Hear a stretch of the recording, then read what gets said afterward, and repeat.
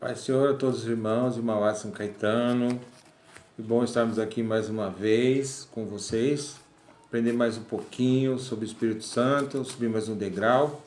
Como é bom, né? Que assunto tão maravilhoso é esse, falar e aprender sobre o Espírito Santo de Deus. Como é importante num momento como esse que nós estamos vivendo, muita dificuldade, muita incerteza, muito sofrimento, muita angústia, só o Espírito Santo para nos dar paz. Então vamos hoje aprender mais um pouquinho. Hoje eu quero falar com vocês que o Espírito Santo se fala muito, se conhece muito, se comenta muito ele a partir do Pentecostes, né, irmãos? Atos 2, irmãos sabem, da descida do Pentecostes, como línguas de fogo. Um grupo de pessoas bem grandes estavam ali reunidos, receberam a palavra. Jesus já tinha cumprido o seu papel para habilitar o Espírito Santo aqui na terra. Vamos dizer assim, o primeiro dessa maneira, para vocês entenderem. Mas e antes disso, irmãos, né? Muitos pensam e acreditam que o Espírito Santo ele não agia, né? Ou ele não tinha liberdade. A questão de liberdade até de certa forma. Mas vamos ver sim que o Espírito Santo agia, né? Desde a criação, desde o início de tudo. Nós podemos ver que o Espírito Santo estava presente. Primeiro que nós sabemos de um Deus trino, a gente já aprendeu aqui, né, irmãos? Um Deus trino. E eu queria falar com vocês, né, desse Deus trino, que é Deus Pai, Deus Filho, Deus Espírito Santo, que está desde o início da criação. Nós podemos ver na palavra, quando a palavra na criação, quando fala de Deus naquele instante da criação, vou citar aqui algumas passagens, a palavra do hebraico Elohim. Elohim fala do Deus completo, Pai, Filho e Espírito Santo. Não está especificando um, né? Então nós vemos no período da criação, quando a Bíblia diz que Deus criou os céus e a terra. Não uma só pessoa, mas Pai, Filho e Espírito Santo. Em Colossenses 1,16, afirma que todas as coisas foram criadas por Ele e para Ele, Jesus Cristo. Ainda afirma, né? E por aí... E o Espírito de Deus se movia sobre a face das águas, Gênesis capítulo 1, versículo 2. Então nós podemos ver Deus, o Deus Pai, que aparece na criação, que criou o mundo do nada, pelo poder da sua palavra. Disse Deus, haja luz e houve luz.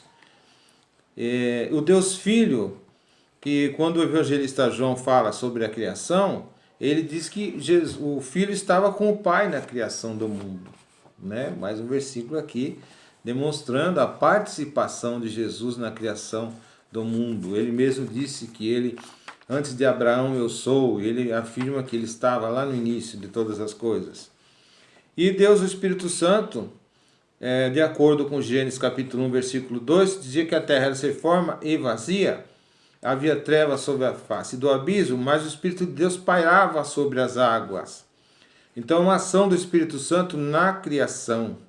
E depois, com o sopro da sua boca, ele estabelece tudo, né? Na sua profunda sabedoria, Salmo 33, versículo 6.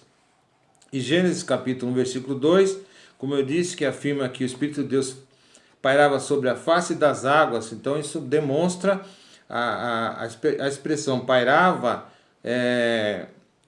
dá a entender de ele estava ali cobrindo todas as coisas, né? Vamos dizer assim, cuidando, para que a poderosa atuação do Deus Criador pudesse acontecer ali, ao lado do Pai e do Filho. Então vamos aqui no período antediluviano. Antediluviano seria aquele período da criação. Então Deus faz todas as coisas, ele faz Adão, coloca seu espírito de um sopro, e ele se torna alma vivente. Depois ele dá a ele uma companheira, uma adjutora, a Eva. E aí então eles estavam ali no Jardim do Éden e eles pecam. E pecam contra o Espírito Santo. Então Deus ali, os irmãos conhecem toda a passagem, são expulsos do Jardim do Éden. E a raça humana vai se multiplicando cada dia mais, né? Dia a dia aumentando. E a corrupção e a maldade do seu coração.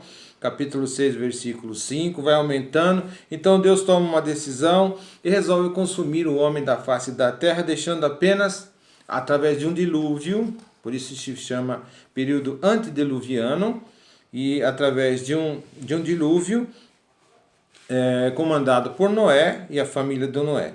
Esse é o período chamado antediluviano. E nós vemos nesse período o Espírito de Deus agindo sim, trabalhando também, né? Como? Avisando, informando, Gênesis capítulo 3, 6, versículo 13.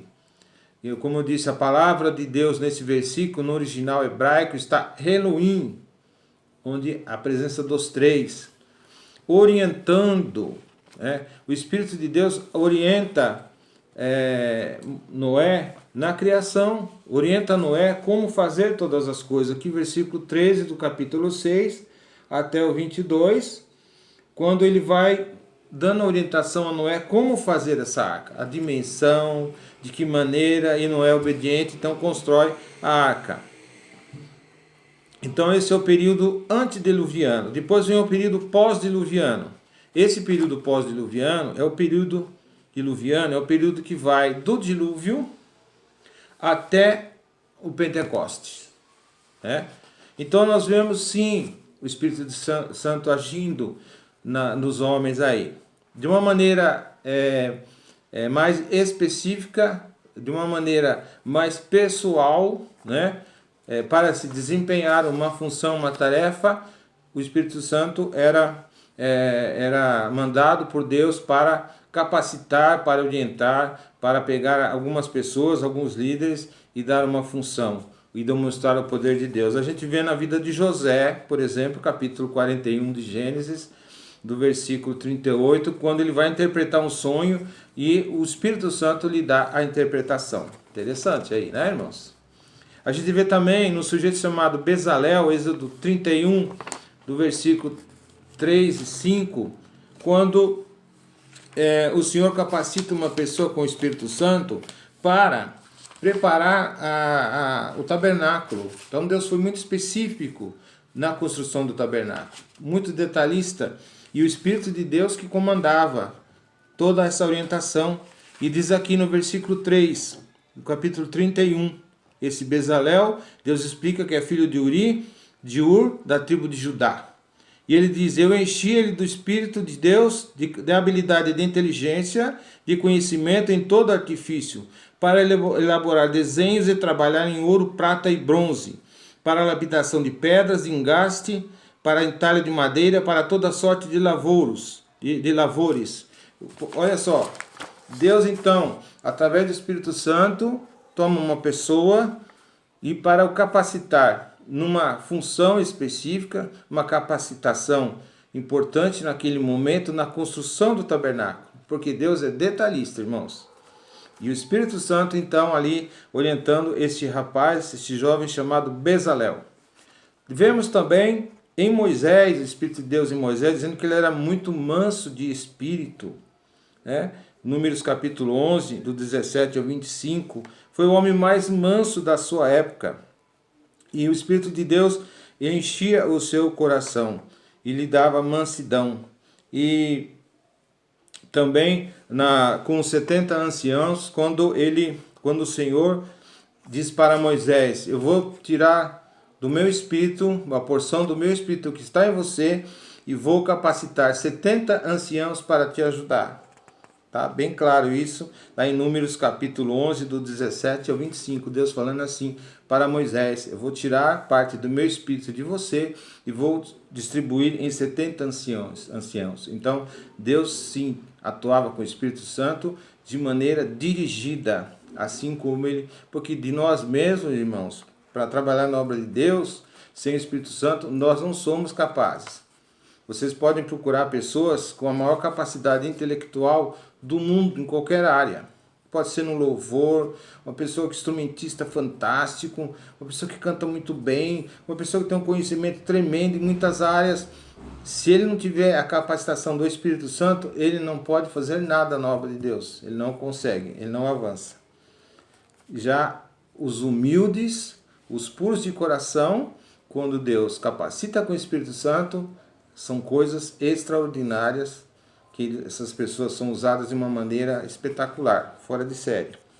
Continuando, Sansão, irmãos conhecem a história de Sansão, Juízes, capítulo 14, 6, versículo 6, a presença do Espírito do Senhor na vida de Sansão fazia que lhe dava muita força, muitos poderes, até que houve aquele instante que ele se retira o espírito de Sansão. E também vemos essa situação na vida de Saul e Davi. 1 Samuel capítulo 16, Saul, que era um rei, e o texto diz que ele era um homem cheio do Espírito Santo, do Senhor, que ele profetizava pelo Espírito. E também diz que quando ele começou assim a sobebecer e a desobedecer, o Espírito do Senhor sai de Saul. Mas ele estava em Davi. Deus coloca o Espírito dele em Davi e Deus o coloca então para substituir Saul como rei. Olha que interessante, esse Velho Testamento.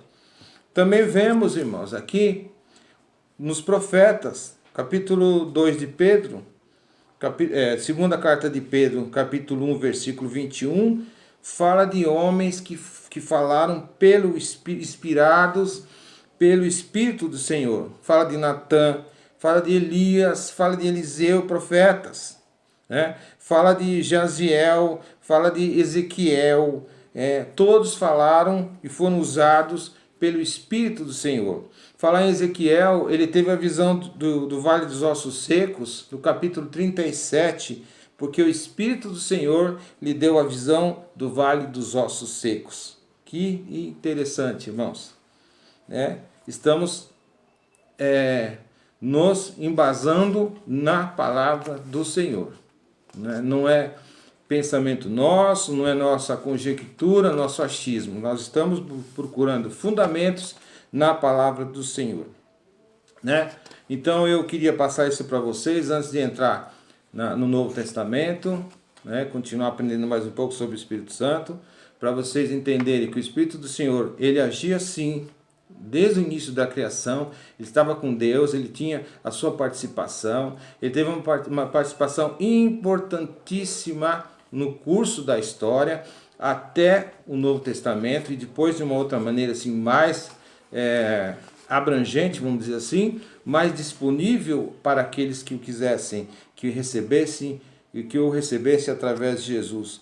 Mas o Espírito Santo sempre esteve presente desde a criação, como uma pessoa da divindade, com todos os seus atributos, os seus conhecimentos, o seu poder, enfim. Salmo 139, versículo 7 diz: para onde fugirei do teu Espírito? Também diz que no Salmo 106 que nós não podemos pecar contra o Espírito Santo. Fala da sua rebeldia, da rebeldia das pessoas, enfim. Então eu acho que aqui deu para os irmãos entenderem, Qualquer dúvida pode mandar uma mensagem, ou no grupo, no Facebook. Isso aqui vai estar no Face toda quarta-feira às 19h30.